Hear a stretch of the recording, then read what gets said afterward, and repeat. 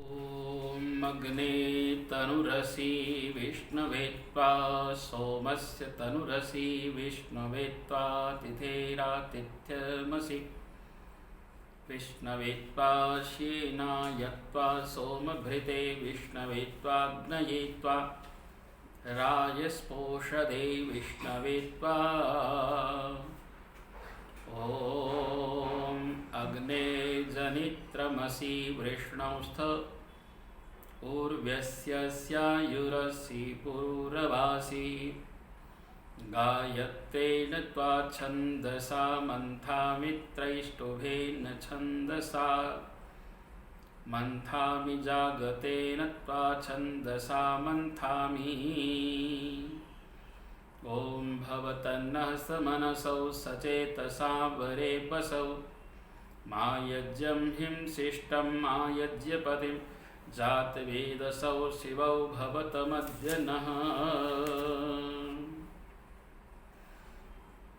सिंहपत्नी को स्वान यथा ही चाह रहा तू मुझे तथा ही खरदूषण का हंता भारा लेगा बदलाया कर सारा राजहंस सह करते लीला हंस निशुचि विचरे सुशीला कुरकुट कृमि कीट आहारी कैसे हो उसका अधिकारी महामलिन मलेच्छ तुमोही मेरा संगी सके न होही मैला मूढ़ तू मति विहूना चाहे शुचि वेदी को छूना पतिव्रता हूँ आर्य नारी सती धर्म में जानन हारी दस्यु अनार्य नीच विदेशी छू सके नहीं राम महेशी टुक टुक कर काटो काया दो तुम कष्ट कठोर सवाया मुझे नहीं है देह बचानी आन बान है मुझे निभानी दूर निकट घन वन है जो ही खोजो आप बहुत उनको ही बन उत्साही सुधीर यशो की मथन करो मिल तुम त्रिलोकी व्रत यजन रच कर जो पाया दशरथ ने सुतवर मन भाया उसका शोकित चिंतित ऐसे होना है अघटित हो जैसे। ओम शांति शांति शांति। सम्मुख समुपस्थित श्रद्धा व करुणा से ओतप्रोत समादरणीय अन्नपूर्णा मातृशक्ति देव के दुलारे भद्र प्रिय आर्य सज्जनों प्रिय बालक एवं बालिकाओं, बहुत ही सुंदर शिक्षाप्रद भजन मुझसे पूर्व आप श्रवण कर रहे थे। इन गायक महानुभावों ने अपनी कला का सुंदर प्रदर्शन करते हुए भगवान की भक्ति, बहुत सुंदर सुंदर प्रेरणा के भाव भजन हमारे सम्मुख प्रस्तुत किए। वास्तव में ये हमारे जीवन को उत्तम और श्रेष्ठ बनाने वाले हैं।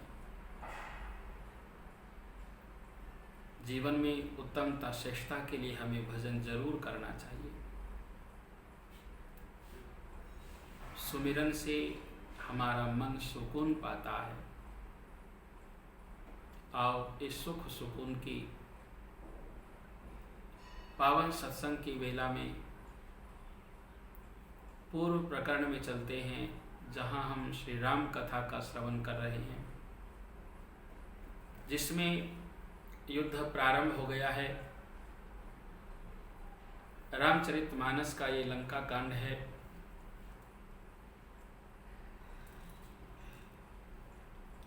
रात हुई जानकर के सब सेनाएं अपनी अपनी टुकड़ियों में आई हैं। श्री रामचंद्र जी महाराज जी वहाँ उपस्थित हैं। उनको देख करके सब संरहित हुए। उधर रावण ने मंत्रियों को बुलाया, जो योद्धा मारे गए थे उन सबको सबसे बताया, और उसने कहा हमारी आधी सेना का संहार कर दिया गया, अब बताओ क्या उपचार और उपाय करना चाहिए। माल्यवंत नाम के एक अत्यंत वृद्ध थे, वो रावण की माता का पिता अर्थात उसका नाना और श्रेष्ठ मंत्री भी थे। वो पवित्र नीति के वचन कहने लगे कि हे तात मेरी सीख सुनो, जब से तुम सीता का हरण करके लाए हो तब से परेशानियों पर परेशानियां ही आ रही, जिनका वर्णन नहीं कर सकते, वो सब हम और सब जानते हैं। हमें श्री रामचंद्र जी महाराज से अब विमुख नहीं होना चाहिए। ईश्वर की सत्ता पर विश्वास करके हमें उसके चरणों में अपने आप को लगाने का प्रयास करना चाहिए, आर्य मर्यादाओं का पालन करना चाहिए। हिरण्यकश्यप, हिरण्याक्ष, मधुकैटभ, ये सब अभिमान के कारण से मारे गए। श्री रामचंद्र जी काल स्वरूप हैं, वैर छोड़ करके सीता जी को वापस दे दो, भगवान का भजन करो, श्री रामचंद्र की शरण ग्रहण करो। रावण को उसके वचन भी बांध के समान लगे और वो बोले अरे भागे, यहां से निकल जा, तुम वृद्ध हो गए हो, नहीं तो तुझे यही मार डालता। रावण के वचन सुनकर के मन में ऐसा अनुमान कर लिया कि अब ये निश्चित रूप से काल के वश में हो गया है। रावण को दुर्वचन कहता हुआ वहां से चला गया। अब मेघनाथ क्रोध पूर्वक बोला, सवेरे मेरी करामात देखना, मैं बहुत कुछ करूंगा, थोड़ा क्या करूं। पुत्र के वचन सुनकर रावण को थोड़ा भरोसा हुआ, उसने प्रेम के साथ उसे गोद में बैठाया। विचार करते करते सवेरा हो गया। दोनों तरफ की सेनाएं चारों दरवाजों के इधर उधर खड़ी हो गई। दुर्गम किला घेर लिया, नगर में शोर मच गया। सब तरह तरह के अस्त्र शस्त्र लेकर के दौड़ रहे हैं।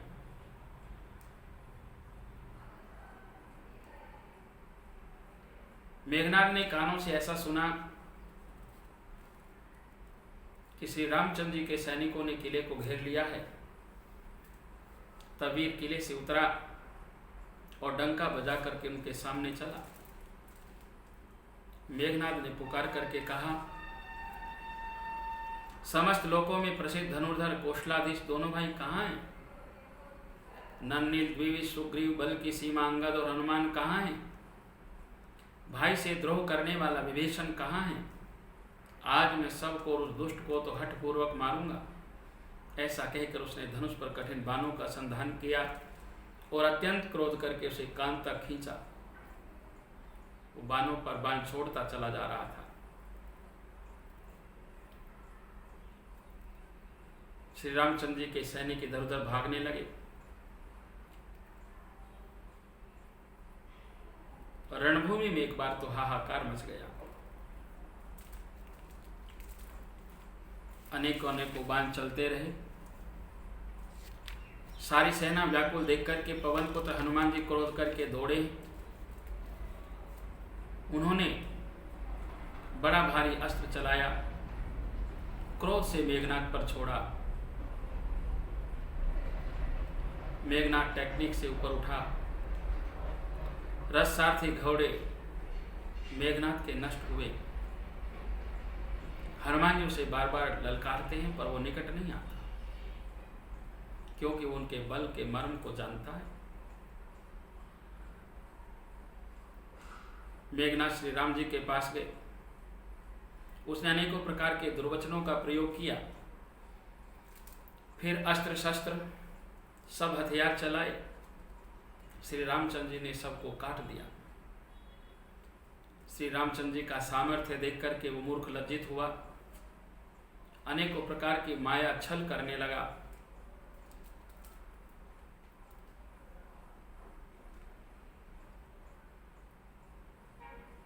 नीच बुद्धि निशाचर माया दिखाने लगता है, बहुत से अंगारे बरसाने लगा, पृथ्वी से जल की धाराएं प्रकट करने लगा, सब ओर से मारो काटो की आवाजें आने लगी, सब ओर हाहाकार हो रहा है। श्री रामचंद्र जी महाराज ने ऐसे बाण छोड़े जैसे सूर्य अंधकार के समूह को हर लेता है। सब सैनिकों को देखा, वे सब प्रबल हो गए,